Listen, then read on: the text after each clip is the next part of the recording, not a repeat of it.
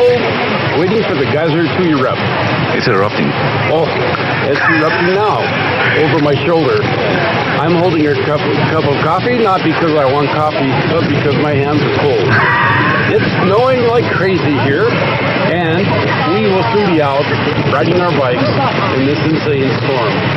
Reporting from Old Faithful Lodge, this is Tim Painter for 1150 AM radio and bicycle journalist.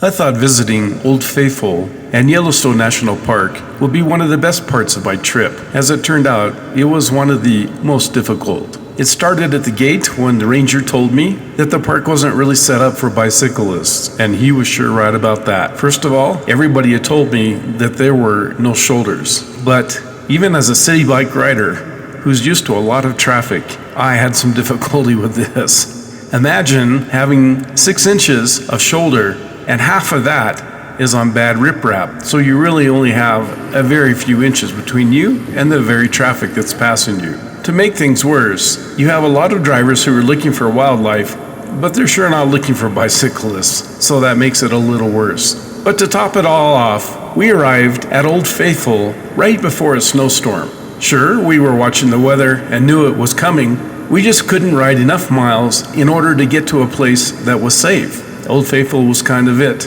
There are no campgrounds at Old Faithful, and you can't camp in the park unless you're at a campground. So the option of setting up a tent just didn't exist. Prior to arriving at the Old Faithful Inn, I had done some research and found that other bicycle riders had been able to stay on the 3rd floor of the inn during horrible conditions as kind of an emergency shelter. These are emergency provisions only. You can't do that in normal circumstances. So with the snowstorm howling outside, the Old Faithful Inn management came to us and told us we had 2 choices.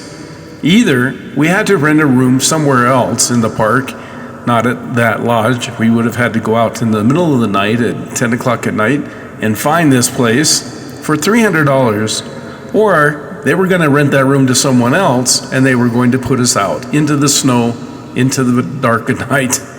I couldn't believe it. With nowhere to go, 32 miles to the next nearest town, it was just incredible. Xanterra is the management company of Old Faithful.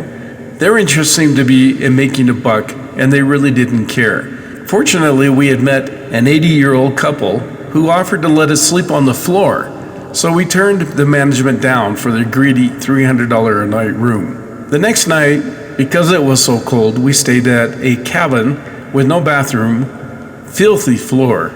Once again, a Xanterra managed property, and for $100 a night, you couldn't get into the darn thing until 4 o'clock in the afternoon. The Old Faithful Inn is a national treasure. It belongs to the people of the United States of America, and a company called Xanterra has a concession to operate the inn. When I spoke to a ranger the next day, he said, they can't throw you out in the snow during emergency circumstances. And considering how cold it was, he said he considered those emergency circumstances. He advised us, if it ever happened again, contact park rangers, even if it required contacting law enforcement park rangers, and they would take care of it. We also found the crowds at Old Faithful were horrific.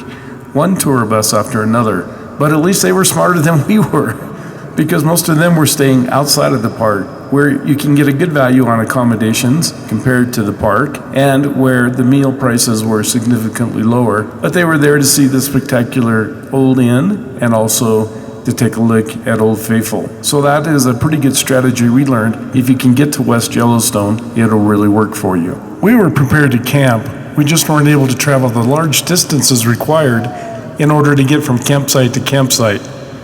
But regarding camping, one thing they don't tell you when you enter the park is that they give hiker-bikers priority and will always find a spot for them. Now again, this is kind of at your own risk, but that's what people told us, and that's what we found to be true as we were riding through the park.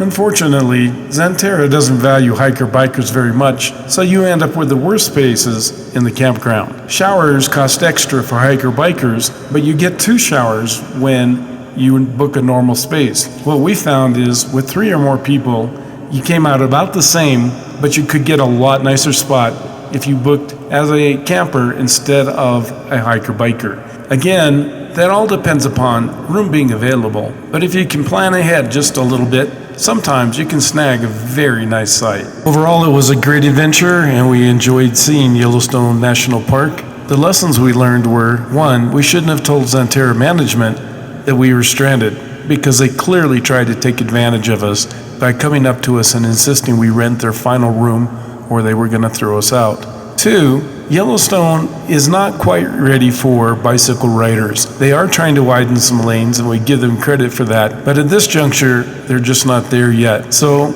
everybody has to take their own risks. It's not a risk that I would ever take again until they widen the lanes and make better accommodations for bicycle riders. The Adventure Cycling Association wisely routes riders around Yellowstone National Park for the Great Divide mountain bike route. You can have just as much fun, and in the future, that's what I'll do.